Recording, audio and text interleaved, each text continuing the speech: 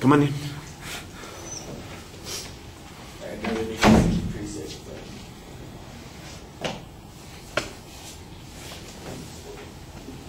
Why don't you go ahead and sit down? You don't want to stand against the wall. That creeps me out.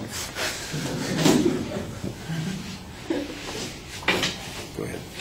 What's up, guys? Hi, my name is Jason Estefanos, and I just want to ask you guys a question. How many of you guys own a hybrid or electric vehicle, or know of someone that does? Richard? Yeah? Okay. A couple of you? Okay. All right. Well, the topic that I'll be refuting today is that currently electrical vehicles have substantial harmful environmental consequences. And my claim is that electric vehicles, while not perfect in terms of environmental hazards, are a better choice over traditional gas-powered combustion engine vehicles. My first secondary claim is that emissions are only found in the production phase. According to the advocate, he states in his first secondary claim that the manufacturing process of the electric vehicle is environmentally harmful. Zero tailpipe emissions, unfortunately, don't necessarily mean zero emissions, a quote by Dennis Ruiz Jr. And the environmental studies, he studies at the University of Illinois. Now, what I say is that electrical powered vehicles give zero tailpipe emissions throughout their entire lifespan. The only time that they are responsible for emissions is in the production phase. Electrical and hybrid cars create more carbon emissions during their production than standard vehicles, but are still greener overall. Rio Cart 4 and the Low Carbon Vehicle Partnership encourage the market and all skeptics to realize the importance of whole life carbon emissions when comparing the greenhouse emissions of low carbon vehicles. So overall, electric and hybrid vehicles have lower carbon footprints than normal cars. The advocate states that CO2 emissions from one electric vehicle battery are 12.6 tons, whereas our standard vehicle battery only creates 5.6 tons of CO2 emissions. However, for example, picture this. A medium-sized family car will only create 24 tons of CO2 during its lifespan versus an electric vehicle producing 18 tons over its life cycle. So for the electric vehicle, 46% of its total carbon footprint is generated before it travels even a single mile. This argument does not defeat the purpose of the electric vehicle. It only encourages manufacturers to enhance and update methods of production. What does this mean? In the long run, the electric vehicle is in fact a more greener choice for our environment, and it's a long-term investment that will pay off greatly in the end. Surge of interest in electric vehicles will fuel the advancement of said production obstacles. And head engineers, for example, for the Chevrolet Volt, the Nissan Leaf, and the Mitsubishi i-MiEV technology are all in the works to create a better production method for electric vehicles. So it's in the works, and it's been taken into consideration. And what does this mean? In the long run, technology is always on the move, and since electric vehicles are still in the infancy, their only drawback of production will be tackled full on by the supporters and minds behind the movement itself to silence critics. And while our nation's addiction to oil is very well known, what some people don't really know is that the fuel used to power our conventional vehicles is responsible for generating approximately one third of America's greenhouse gas emissions. And so conversely, coal-derived electric vehicles still manage to release 25% fewer atmospheric pollutants than mainstream fossil fuels-powered vehicles. And my final point for my first secondary claim is that no one in their right mind will buy a car and only plan to use it for 5 years. Cars are long-term investments, and that's the principle that fuels the electric car vehicle theory. And with a long-term investment, good results will be produced for both the consumer financially, health-wise, and the environment as well. My secondary claim is that electric-powered vehicles are an overall healthier choice, and not only the consumer at hand, but his or her surrounding family and environment. Craig Brodsky states that knowing that you're not contributing to global warming is that you're not contributing to global warming, and it's zero emissions, and it's incredible. And by knowing every day that you're not contributing to environmental pollution as well as noise pollution, it is evident that you are giving aid to your community and immediate environment. More importantly, your health and the health of those around you is at hand.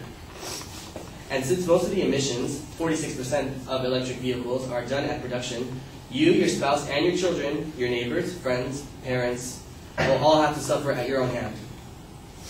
True, the pollution is done elsewhere, but in an isolated industrial area where there are no children and elderly around to inhale the carbon emissions. But I also know this, that the era of petroleum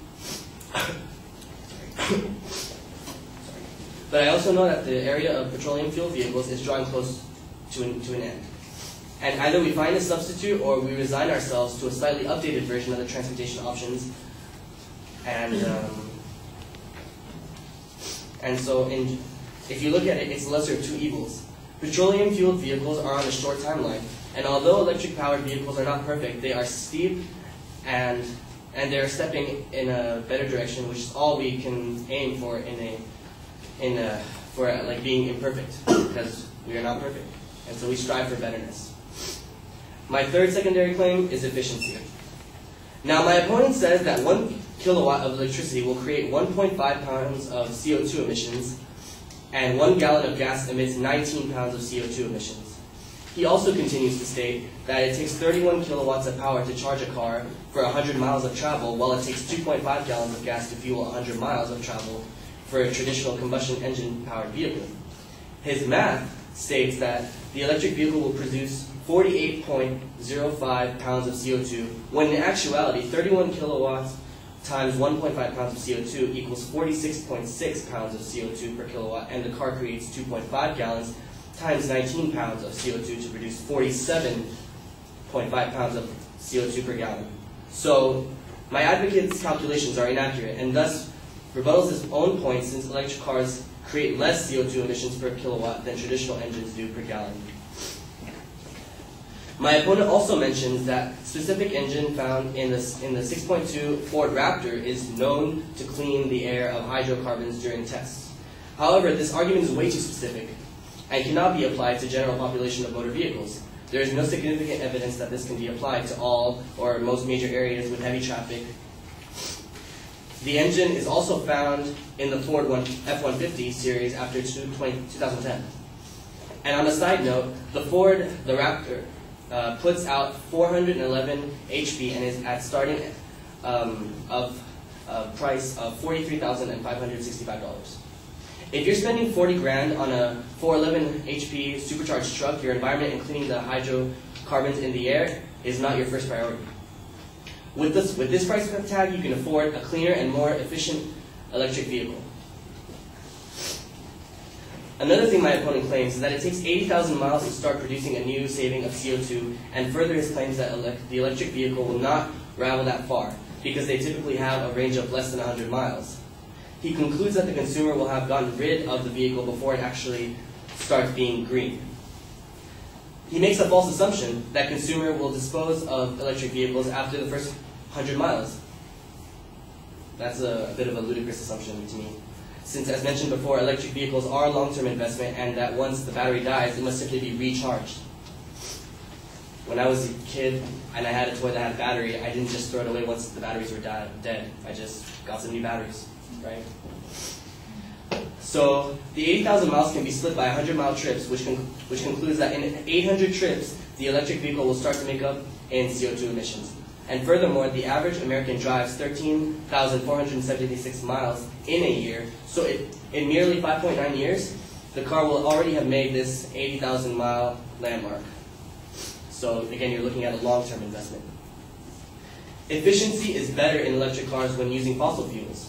When in production, the fossil fuels used to create the electric vehicle are used at an efficiency of 20 to 25%, while the average efficiency of traditional gas-powered vehicles is a mere 15%.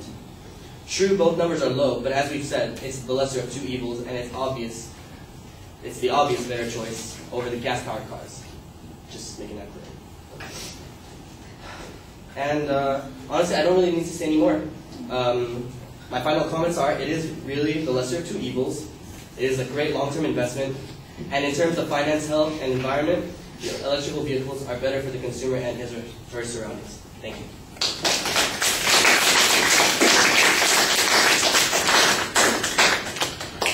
All right, we got to keep the comments very limited since your speech was 9 minutes, exceeding the amount of time by, yeah, you know.